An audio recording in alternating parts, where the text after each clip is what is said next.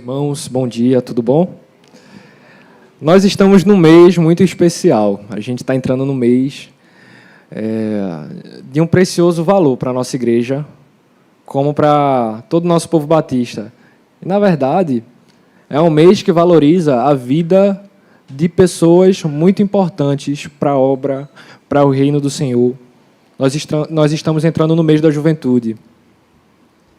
E, com certeza, uma igreja que dedica a sua atenção à juventude, que dedica a sua atenção aos jovens e adolescentes, é uma igreja muito bem-sucedida. A Bíblia fala que a riqueza, a coroa dos jovens é a sua força, e dos anciãos os seus cabelos brancos. A Bíblia também fala que Deus nos escolheu porque somos jovens. O Senhor conta com a juventude para a sua obra. O Senhor não espera apenas de nós que venhamos a estar na igreja para assistir cultos, mas também para trabalhar, para dedicar as nossas forças ao Senhor. E eu quero chamar os adolescentes aqui à frente, nesse momento. Nós teremos um momento de homenagem, quero chamar Sarinha, Marcos, Ana, todos os adolescentes que estiverem aí. Ontem nós tivemos uma tarde muito legal, muito incrível. Uma tarde em que a gente foi ao cinema, a gente foi desfrutar de uma tarde, de um momento de comunhão muito legal, né?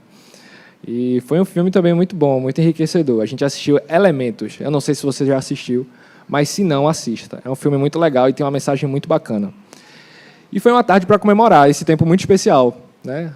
Nós temos adolescentes em nossa igreja e mais adolescentes têm chegado à nossa igreja para a glória de Deus. E com certeza Deus ele tem uma missão.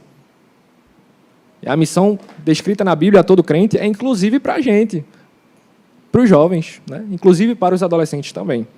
Então, sintam-se encorajados, sintam-se amados. O Senhor ele tem uma linda missão para vocês. O Senhor deseja fazer algo muito lindo através da vida de cada um, como com certeza já tem feito. Eu acho que conversando com cada um aqui, eu pude ver um dom e um talento expresso na vida de cada um desses adolescentes.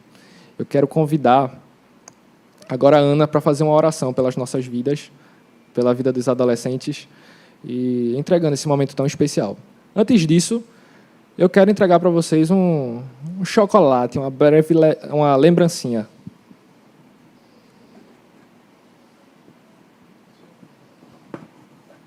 Então, cada um pode escolher um.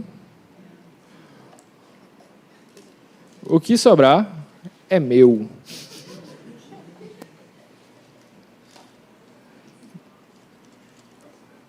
Estou brincando, o restante a gente divide depois, tá? Mas eu vou ter a minha porcentagem. Bom, nesse momento agora vamos orar em gratidão pela vida dos adolescentes, por alguns também que ainda não estão aqui, né? Que não vieram hoje e que estavam, inclusive, ontem com a gente naquela tarde maravilhosa. E eu quero que Ana ore, agradecendo e pedindo pela vida dos adolescentes da nossa igreja.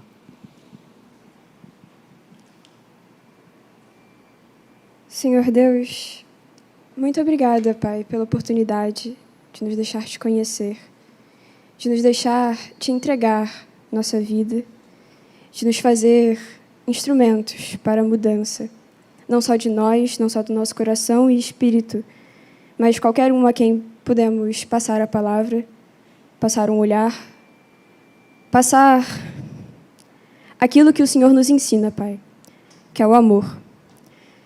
Senhor, peço que nos abençoe e que nos ensine a orar, a verdadeiramente entregar tudo a Ti, não disfarçar aquilo que está em nosso coração, Pai. Em nome de Jesus, amém. Bom, graças e paz de novo, meus irmãos. Bom dia. Bom dia. É uma alegria para mim estar aqui nesse momento com vocês, compartilhando da palavra de Deus. Eu sou grato, primeiramente, ao nosso Deus, né? Mas também ao nosso pastor, que esteve fazendo esse convite, e também à igreja, pela confiança. Espero que o Senhor possa falar aos nossos corações, tanto ao coração dos irmãos, como também o meu coração, né? E quero expressar minha gratidão a todos vocês. Meus irmãos, o Senhor tem uma missão para a sua igreja. o Senhor tem uma tarefa especial, descrita nas Escrituras. O Senhor tem uma missão que faz com que o sentido de ser igreja não exista se essa missão não for vivenciada, se essa missão não for respeitada. Não dá para cumprir a missão dada por Deus sem o Espírito Santo. Não dá para fazer isso. Não dá para cumprir com a missão dada por Deus sem o seu Santo Espírito. Eu sei que parece óbvio a nós, a todo crente. Porém, na prática, a teoria acaba sendo outra. Na prática, o Espírito Santo muitas vezes tem sido esquecido na missão dada por Deus à igreja. Quero convidar os irmãos a abrirem suas Bíblias em Atos, capítulo 4. A gente vai ler a partir do versículo 23. Leremos até o versículo 35. Atos, capítulo 4, 23 até o 35. Uma vez soltos, procuraram os irmãos e lhes contaram quantas coisas lhes haviam dito os principais sacerdotes e os anciãos. Ouvindo isto, unânimes, levantaram a voz a Deus e disseram: Tu, soberano Senhor, que fizeste o céu, a terra, o mar, tudo o que neles há, que disseste por meio do Espírito Santo, por boca de Davi, nosso pai, teu servo. Porque se enfurece os gentios e os povos imaginaram coisas vãs. Levantaram-se os reis da terra e as autoridades, e ajuntaram-se a uma contra o Senhor e contra o seu ungido. Porque verdadeiramente se ajuntaram nesta cidade contra o teu santo servo Jesus, ao qual ungiste Herodes e Pôncio Pilatos com os gentios e gente de Israel, para fazerem tudo o que a tua mão e o teu propósito predeterminaram. Agora, Senhor, olha para as suas ameaças e concede aos teus servos que anunciem com toda a intrepidez a tua palavra, enquanto estende a mão para fazer curas, sinais, prodígios, por intermédio do nome do teu santo servo Jesus. Tendo eles orado, tremeu o lugar onde estavam reunidos. Todos ficaram cheios do Espírito Santo e com intrepidez anunciavam a palavra de Deus. Da multidão dos que creram, era só um coração e alma. Ninguém considerava exclusivamente sua nenhuma das coisas que possuía. Tudo, porém, lhes era comum. Com grande poder, os apóstolos davam testemunho da ressurreição do Senhor Jesus. E em todos eles havia abundante graça, pois nenhum necessitado havia entre eles, porquanto os que possuíam terras ou casas, vendendo-as, traziam os valores correspondentes e depositavam aos pés dos apóstolos. Então, distribuía a qualquer um à medida que alguém tinha necessidade. Senhor Jesus, nós te pedimos agora, Pai, para que o Senhor fale aos nossos corações através da Tua palavra. Eu te peço para que o Senhor me esconda atrás da Tua palavra, atrás da Tua cruz. Eu te peço para que o Senhor faça com que entendamos a missão dada por Ti e que vivenciemos essa missão através do agir do Teu Santo Espírito. O Senhor nos ajude, Pai. É isso que eu te peço, em nome de Jesus. Amém. Bom, meus irmãos, uma das primeiras coisas que precisamos entender sobre o texto que a gente acabou de ler aqui é que Atos, o livro de Atos, ele foi escrito em conjunto com o livro de Lucas, escrito pelo autor Lucas, com o propósito de contar aquilo que Jesus Cristo continuou a fazer. Quando Lucas escreve essa obra, ele escreve como uma continuação, uma continuidade daquilo que ele tinha escrito no Evangelho de Lucas, a fim de que fosse apenas uma obra, não duas obras separadas. Então, ali a gente começa a entender do que se trata esse livro. No livro de Lucas, a gente vê os atos de Cristo, tudo documentado por Lucas, aquilo que Jesus estava começando a fazer no seu ministério terreno. Agora, em Atos, Jesus não deixa de exercer seu ministério. Apenas o seu ministério está sendo realizado dos céus, continuando a ser exercido aqui na terra. E o que é que acontece nesse momento? Jesus prometeu o seu Santo Espírito à igreja, promete o seu Santo Espírito aos discípulos, e Jesus diz que quando o Espírito Santo viesse, os seus discípulos, a sua igreja, anunciaria o seu evangelho por todas as nações. É uma promessa. Então o Espírito Santo vem, desce, a igreja batizada recebe o Espírito Santo, como está descrito lá em Atos 2. E no meio daquele grande acontecimento, Pedro começa a pregar o evangelho, mais de 3.000 pessoas se convertem a Cristo Jesus e são batizadas nas águas. E então, em um belo dia, durante esse contexto desse grande acontecimento, Pedro estava subindo com o apóstolo João para orar no templo. E um rapaz, um pedinte, um mendigo, ele para pedir esmola. Então, como bem os irmãos conhecem essa narrativa, Pedro diz, olha, outra coisa não tenho, mas levanta e anda, em nome de Jesus. E o que é que acontece nesse momento? Multidões ficam extasiadas, porque aquele homem ele não andava, ele era coxo. Então, a partir daquele momento, Pedro começa a expor novamente a palavra. Pedro começa a dizer, olha, está vendo esse homem que está andando agora? Não foi curado por causa do poder que nós temos, mas foi curado por aqueles que vocês crucificaram, por aquele que vocês crucificaram. Então, as autoridades, os sacerdotes, eles, naquele momento, indignados, prenderam os discípulos. E aqui onde a gente chega no nosso texto. Então, quando os discípulos são presos e novamente soltos debaixo de ameaça, eles vão até a sua igreja amada, após serem soltos, e dizem tudo o que havia acontecido, como a gente acabou de ler no versículo 23. Uma vez soltos, procuraram os irmãos e lhes contaram quantas coisas lhes haviam dito os principais sacerdotes e os anciãos. A gente começa a ver aqui a reação da igreja após os discípulos contarem aquilo que eles tinham vivido. Aqui a gente começa a ver uma grande e bonita relação do Espírito Santo e a igreja. A terceira pessoa da Trindade. Existe um livro que chama o Espírito Santo, ele começa dizendo assim, o Deus esquecido, é o nome do livro. Porque, na verdade, a pessoa do Espírito Santo muitas vezes tem sido esquecida. E é a pessoa essencial para o cumprimento da missão da igreja. O Senhor tem uma missão para a sua igreja. Não dá para ser cumprida essa missão sem o agir do Espírito Santo, sem um relacionamento, sem uma busca pelo Espírito Santo, sem o poder do Espírito. Meus irmãos, o nome dessa mensagem, aquilo que nós podemos colocar como seu nome, é o mover do Espírito Santo na igreja. E o mover do Espírito na igreja requer, em primeiro lugar, oração. Como os irmãos podem ver aqui, a primeira reação da igreja diante daquela perseguição que acabara de iniciar é orar. Versículo 24, ouvindo isto, unânimes, levantaram a voz a Deus e disseram, Tu, soberano Senhor, que fizeste o céu, a terra, o mar e tudo que neles há. E aí por diante a gente vê o restante da oração.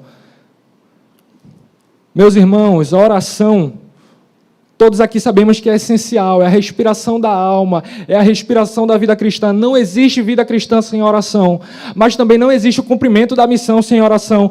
Nada é possível ser feito para Deus sem oração. Aquilo que nós sabemos, aquilo que nós temos já uma noção desde o início da nossa caminhada cristã, precisa continuar fazendo sentido. Aquilo que é básico para as nossas vidas, esse entendimento de que sem oração não podemos nada, precisa continuar fazendo sentido em nossas vidas. Precisamos viver uma vida em oração. E aqui a oração, ela não está sendo tratada em seu aspecto particular, singular. É a oração comunitária, é a oração da igreja. Então a gente vê aqui, uma vez, ouvindo isto, unânimes levantaram a voz a Deus e disseram, unânimes aqui, a palavra grega rotomadon, ela tem o sentido, na verdade, de um só coração, com uma só mente, com um só propósito, eles passaram a orar. Outras traduções para essa palavra grega é com uma paixão. Eles levantaram a voz e disseram. Naquele momento, diante daquela perseguição, eles vão até o Senhor com paixão, com oração. Eles se prostram diante do Senhor, eles erguem a sua voz diante do Senhor e começam a orar. Então, como é que começa a oração? Eles começam a oração reconhecendo o Deus Criador. Tu, soberano Senhor, que fizeste o céu, a terra, o mar e tudo que neles há. O Deus Criador. Ele é reconhecido na oração. É você, enquanto ora, é você no seu relacionamento com Deus. Você olha para todas as coisas, você olha ao redor e ver Deus, e ver o Senhor na criação, e ver a maravilha daquilo que foi feito por Deus, e consegue identificar o Criador nessas coisas. É você ter um tamanho senso da presença e da existência de Deus, que para todo lugar que você olha, que para todas as pessoas que você olha, você vê o Senhor. Você ali consegue identificar Deus naquilo. Essa oração de reconhecimento é muito linda, meu irmão. Ela começa assim. O outro ato de reconhecimento na oração deles é o ato do reconhecimento do Deus que se revela. Continuando. Que disseste, versículo 25, por meio do Espírito Santo, por boca de Davi, nosso pai, teu servo. E ali ele começa a citar o Salmo. Porque se enfurece os gentios e os povos porque se enfureceram os gentios e os povos imaginaram coisas vãs. Levantaram-se os reis da terra e as autoridades ajuntaram-se a uma contra o Senhor e contra seu ungido. Então eles reconhecem aquele que se revela. O Senhor tem se revelado à sua igreja, o Senhor nos deu a sua santa palavra. Nós temos o maior ato de revelação do Senhor, Jesus Cristo. É o Deus que se revela, meus irmãos, é o Deus que está presente aqui, que na criação vemos Ele, é o Deus que nós podemos percebê-lo através da sua palavra revelada. Então ele continua reconhecendo agora o senhorio, a soberania de Deus na história. Porque verdadeiramente, versículo 27, se ajuntaram nesta cidade contra o teu santo servo Jesus, ao qual ungistes Herodes e Pôncio Pilatos, com os gentios e gente de Israel, para fazerem tudo o que a tua mão e o teu propósito predeterminaram. Meus irmãos, eles começaram agora a ser perseguidos. E eles lembram da perseguição de Jesus e dizem, olha, tu que predeterminou, Senhor, todas as coisas, tu que predeterminou aquela perseguição que alcançaria o teu servo Jesus. Eles reconhecem isso durante o seu momento de oração. É o Deus que é soberano na história. É o Deus que está por trás, inclusive, dos nossos sofrimentos. É o Deus que está por trás, inclusive, das perseguições que a gente enfrenta. Então, primeiro o ato, o mover do Espírito Santo requer, em primeiro lugar, uma vida de oração. Essa foi a reação da igreja. Essa foi a reação daquele povo. A igreja de Atos, o que nós temos aqui nesse livro de Atos, é um modelo para seguirmos. Não é apenas um relato. Nós não podemos crer que aquilo que está em Atos é um mero relato histórico. É um modelo para a sua igreja. É um modelo do Senhor para a igreja de hoje. Também é um relato daquilo que aconteceu. Mas é um modelo para que a gente siga. Então, se o primeiro ato, se em primeiro lugar o mover do Espírito requer a oração, em segundo lugar, o mover do Espírito produz em sua igreja intrepidez, ousadia para pregar o Evangelho. Quero que vocês leiam o versículo 29, a parte B do versículo 29, que diz assim: e concede aos teus servos que anunciem com toda a intrepidez a tua palavra. Agora também no versículo 31, a parte A e B, que diz, tendo eles orado, tremeu o lugar onde estavam reunidos, todos ficaram cheios do Espírito Santo, até o fim do versículo, e com intrepidez anunciavam a palavra de Deus. Meus irmãos, aqui nós vemos duas coisas muito interessantes. A gente vê aqui que os discípulos estavam pedindo por intrepidez. Olha, concede aos teus servos que preguem o Evangelho com intrepidez. Agora o Espírito Santo ele reage a essa oração. Ele concede isso. Deus ele manda um sinal para a sua igreja e então toda a igreja passa a pregar o evangelho com intrepidez, com poder, como está escrito no versículo também 33, que diz: com grande poder os apóstolos davam testemunho da ressurreição do Senhor Jesus. A palavra intrepidez aqui, meus irmãos, parresia, confiança aberta e destemida, coragem entusiástica, audácia, segurança. Meus irmãos, nós fomos chamados para pregar o evangelho com ousadia, com intrepidez, com a confiança, com a certeza. Quando nós vamos pregar o evangelho, meus irmãos, ele não pode ser pregado como a notícia que perdeu seu sentido através dos séculos. Não, nós precisamos pregar o evangelho com o mesmo ânimo que aquela igreja que tinha acabado de ver Jesus subindo aos céus pregou. Aquela igreja que tinha acabado de receber o Espírito Santo pregou. A gente precisa pregar o evangelho do mesmo jeito. É o chamado do Senhor para as nossas vidas. Cada um de nós, cada um dos irmãos é um missionário aqui. Cada um aqui tem seu campo de missões. A sua família talvez não tenha sido ainda completamente ganha para Jesus. No seu trabalho, você lida com pessoas que não entregaram a vida a Jesus. Na sua escola também. Na sua faculdade também. O Senhor requer de você que pregue o evangelho com intrepidez. Existe uma história de um circo que foi fundado em frente a uma igreja. Com o passar dos anos, os irmãos estavam deixando de ir assistir os cultos e estavam indo para o circo. Aí o pastor daquela igreja, ele estava conversando com o dono do circo para saber o porquê isso estava acontecendo. Aí o dono do circo ele falou assim: olha, isso está acontecendo porque os truques que a gente faz aqui, a nossa mentira, ela parece ser verdade, mas vocês pregam a verdade como se fosse mentira. O evangelho precisa ser anunciado com intrepidez, precisa ser anunciado com ousadia, precisa ser anunciado com poder. Os apóstolos aqui passaram a anunciar o evangelho com poder, meus irmãos. A palavra aqui, poder, dunamis, é a mesma raiz da palavra dinamite. Meu irmão, o Senhor está te chamando hoje, meu irmão, para uma postura diferente. Uma postura em que a pregação do evangelho que virá por meio da sua vida seja feita com poder, com ousadia, com o poder do Espírito Santo. O Senhor deseja isso de nós. O Espírito Santo promove isso em nós. Naquele momento, o lugar treme. Toda a igreja é impactada pelo Espírito Santo de Deus e eles começam a pregar o evangelho com intrepidez. O Espírito Santo, ele não produz baderna, bagunça, ele produz intrepidez, ousadia para pregar o evangelho, ele produz poder de Deus na vida do crente. É isso que o Senhor deseja para a nossa igreja, é isso que o Senhor deseja para você, ousadia no Espírito, ousadia no Espírito. Onde você abrir a boca para falar do evangelho, pessoas serão tocadas pelo Espírito de Deus, porque você não fará com o seu poder, mas com o poder do Senhor. O Senhor Jesus, quando ele vai dar a grande comissão, a grande missão à igreja, em Mateus 28, ele não começa dizendo a missão da igreja, ele começa reconhecendo a sua própria autoridade.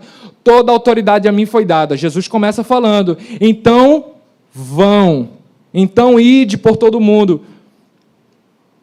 A nossa missão ela é baseada na autoridade que está em Cristo. Nós temos autoridade em Jesus Cristo para pregar o evangelho em todas as nações. Se, em primeiro lugar, o Espírito Santo requer do crente, o mover do Espírito na igreja requer oração, em segundo lugar, ela produz intrepidez. Intrepidez. Dunamis, poder de Deus, é isso que ele tem para nós. Em terceiro lugar, o agir do Espírito, o mover do Espírito Santo, produz também sinais, prodígios e maravilhas. Como a gente vê aqui no versículo 30 do capítulo 4, e o 31 também, quero que vocês acompanhem comigo. Enquanto estende a mão para fazer curas, sinais e prodígios. Tendo eles orado, agora no versículo 31, tremeu o lugar onde estavam reunidos. Os discípulos pedem um sinal. A igreja pede um sinal e o Senhor concede. E não foi isso que aconteceu há pouco tempo atrás? Quero que os irmãos abram comigo no capítulo 3, que foi o que deu origem a esse texto que a gente está lendo, que diz o seguinte: Pedro e João subiam ao templo para a oração da hora nona. Era levado um homem coxo de nascença, o qual punham diariamente à porta do templo, chamada Formosa, para pedir esmola aos que entravam. Vendo ele a Pedro e a João, que iam entrar no templo, implorava que lhe desse esmola. Pedro, fitando juntamente com João, disse: olha para nós. E ele olhava atentamente, esperando receber alguma coisa. Pedro, porém, lhe disse: não possuo nem prata nem ouro, mas o que tenho, isso te dou. Em nome de Jesus Cristo, o Nazareno, anda. Em nome de Jesus Cristo, o Nazareno anda. É na autoridade de Jesus. Em nome de Jesus Cristo, o Nazareno anda. É isso que os discípulos falam. É isso que Pedro fala naquele momento. E o que é que acontece? Qual é o resultado disso? O resultado é que pessoas creram no Evangelho. O resultado é que aquele número de 3.000 sobe para mais de 5.000. O agir do Espírito, através de curas, de sinais e de maravilhas, ele não acontece para produzir a fama da igreja, para resultar em fama para a igreja, mas para anunciar Cristo. Muitas igrejas, realmente isso acontece, abusam daquilo que o Senhor faz por meio de curas, para lucrar em cima disso. A doutrina bíblica ensina que o Espírito Santo opera com cura, com poder, com maravilhas, sim, mas para conduzir as pessoas ao Senhor. O Senhor Jesus continua fazendo isso. O Espírito Santo continua a curar. O Espírito Santo continua a mostrar o seu poder. O Espírito Santo está vivo. O Espírito Santo continua desejando agir por intermédio da igreja. Meu irmão, através da oração, nós vamos desfrutar de grandes sinais de Deus que conduzirão aqueles que ainda não conhecem a Jesus, a Cristo. É um tempo de experimentarmos isso na nossa família, nas nossas casas. É um momento de experimentarmos isso no nosso trabalho. É um momento de experimentarmos isso na nossa faculdade, na nossa escola. E eu dirijo a mesma palavra aos jovens, aos adolescentes que estão aqui hoje.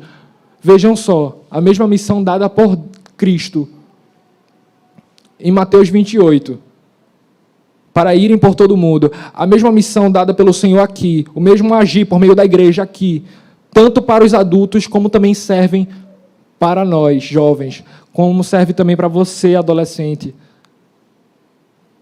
Os discípulos de Cristo, eles tinham uma média ali de 16 anos, alguns um pouco mais, alguns mais ou menos nessa faixa etária. É uma responsabilidade dada por Deus a você. Não é apenas para os seus pais, é para você. O Senhor deseja, Ele espera isso de nós. O Senhor age ainda, o Senhor continua agindo. O Espírito Santo de Deus continua agindo. Nós precisamos desfrutar daquilo que o Espírito Santo de Deus tem para a sua igreja, porque apenas através do agir do Espírito nós vamos cumprir com a missão dada por Ele. Apenas através do Espírito Santo vamos conseguir vivenciar tudo aquilo que o Senhor prometeu para a sua igreja. A vida abundante em Cristo Jesus, a pregação do Evangelho que conduz o pecador ao arrependimento só pode ser vivida através do agir do Espírito. É através da sua vida, meu irmão, que o Espírito Santo deseja agir. Em primeiro lugar, eles oram. Em primeiro lugar, o mover do Espírito requer da igreja oração. Em segundo lugar, produz ousadia. Em terceiro lugar, nós vemos no texto que produz um agir, um mover através de sinais, maravilhas, que mostram que em Cristo Jesus há poder. Em quarto lugar, meus irmãos, o mover do Espírito implica na igreja uma unidade no Espírito, uma unidade de afetos. Quero que vocês leiam agora comigo o versículo 32. Da multidão dos que creram, era o coração e a alma. Ninguém considerava exclusivamente sua nenhuma das coisas que possuía. Tudo, porém, lhes era comum. Meus irmãos, eles tinham o mesmo coração, o mesmo espírito, a mesma alma. Nada consideravam seus. eles pensavam igualmente em prol do reino. A unidade de afetos os prendia uns aos outros. E é isso que o Espírito Santo produz na nossa igreja. Uma unidade que possibilita o cumprimento da missão. A divisão impossibilita o cumprimento da missão dada por Deus. Mas a unidade vai possibilitar isso. O Senhor tem um tempo de unidade para a sua igreja. O Senhor deseja que a gente viva isso. Vamos unir esforços. Vamos estar unidos em um só coração, em uma só alma. E a gente vê que isso produz em quinto lugar agora, generosidade. Versículo 34 e 35 está escrito que: pois nenhum necessitado havia entre eles, porquanto os que possuíam terras ou casas, vendendo-as, traziam os valores correspondentes e depositavam aos pés dos apóstolos. Então se distribuía a qualquer um à medida que alguém tinha necessidade. Meus irmãos, isso é uma maravilha. A igreja não considerava nada como sua. Nenhum indivíduo da igreja considerava aquilo que tinha como algo próprio. Era tudo em comum. Meu irmão, vou lhe dizer, o dízimo é muito pouco. O Senhor espera algo além de nós. O Senhor espera uma contribuição que parta de uma unidade de afetos. Nada do que o Senhor nos dá é nosso, mas para sermos administradores fiéis daquilo que é dele. Nada que o Senhor dá a gente é para o nosso próprio e pessoal proveito, mas é para que vivamos em generosidade. É isso que o Senhor tem para nós. Meus irmãos, para cumprirmos com a missão dada por Deus é necessário generosidade. Eles vendiam posses, campos, casas para depositar aos pés dos apóstolos. Para que em igreja eles cumprissem com a missão dada por Deus. Isso é lindo. O Espírito Santo, ele promove generosidade. Não é algo que parte da gente. Eu, Marcelo, você que está aí sentado, vou contar uma notícia que talvez você já saiba. A sua carne, ela é egoísta. A minha carne é egoísta. Se partir de mim, meu irmão, não vai dar certo. Por isso que é necessário agir do Espírito na igreja. O Espírito produz esse tipo de coisa. É uma característica apenas do Espírito Santo. Para cumprirmos com a missão. O alvo de missões estaduais, que ainda continua com a possibilidade de você contribuir, é um alvo muito pequeno, meu irmão, para aquilo que o Espírito Santo deseja produzir na igreja. Nós podemos cumprir com isso e ultrapassar, na verdade, os planos que o Senhor tem para essa igreja. Aquilo que nós temos é muito. É muito. O Senhor deseja que nós vivamos com generosidade. O Espírito Santo produz isso. É Ele quem produz no coração de cada crente, no coração da igreja. Em primeiro lugar, como lemos, requer oração. Em segundo lugar, produz ousadia. Em terceiro lugar, manifesta-se através de curas, sinais, maravilhas. Em quarto lugar, une os corações em afeto. Em quinto lugar, promove generosidade. É isso que o Senhor tem para essa igreja. É isso que o Senhor tem para a gente, meu irmão. Quando eu leio Atos, eu fico muito empolgado. Cara, o Espírito Santo, ele é poderoso demais, velho. Poderoso demais. Ele continua agindo na sua igreja. Isso é maravilhoso. Oremos. Senhor Jesus, nós te agradecemos pelo teu Santo Espírito. Nós te agradecemos porque a gente sabe que o Senhor está aqui hoje. Porque o Senhor está aqui todas as vezes que nos reunimos em teu santo nome. A gente te agradece porque a tua presença é real. A gente te agradece porque a tua presença se manifesta com poder em nosso meio. E a gente te pede, Pai, pelo agir do teu Santo Espírito em nossas vidas. A gente te pede, Senhor Jesus, intensidade no teu Espírito. A gente te pede, Senhor Jesus, ousadia. A gente te pede poder teu. Tudo isso para alcançar aqueles que não te conhecem. Usa-nos para a tua glória. Espírito Santo, vem sobre nós, enche-nos de ti. Enche-nos de ti. Vem nos incendiar do teu amor. É isso que nós te pedimos. Em nome de Jesus, amém.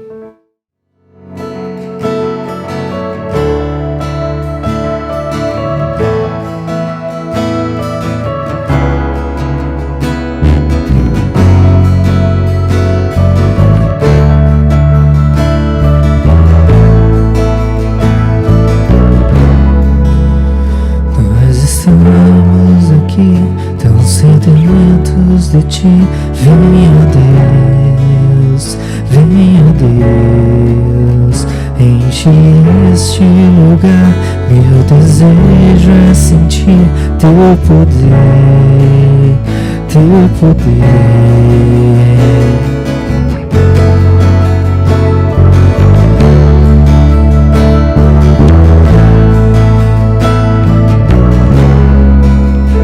Nós estamos aqui tão sedentos de ti, venha Deus, venha Deus. Enche este lugar, meu desejo é sentir teu poder, teu poder. Então vem me incendiar, meu coração é o teu altar. Quero ouvir o som dos céus, tua glória contemplar. Então vem me incendiar, meu coração é o teu altar. Quero ouvir o som dos céus, tua glória contemplar. Nós estamos aqui tão sedentos de ti, venha Deus, venha Deus. Enche este lugar, meu desejo é sentir teu poder, teu poder. Então vem me incendiar, meu coração é o teu altar. Quero ouvir o som do céu, tua glória contemplar.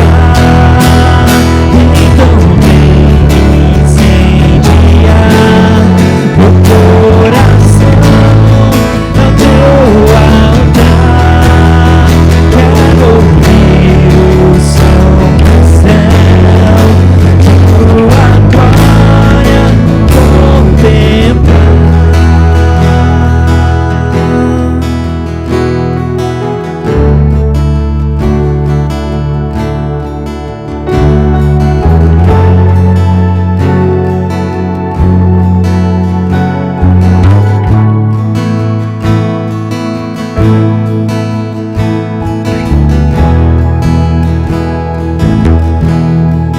Te damos honra,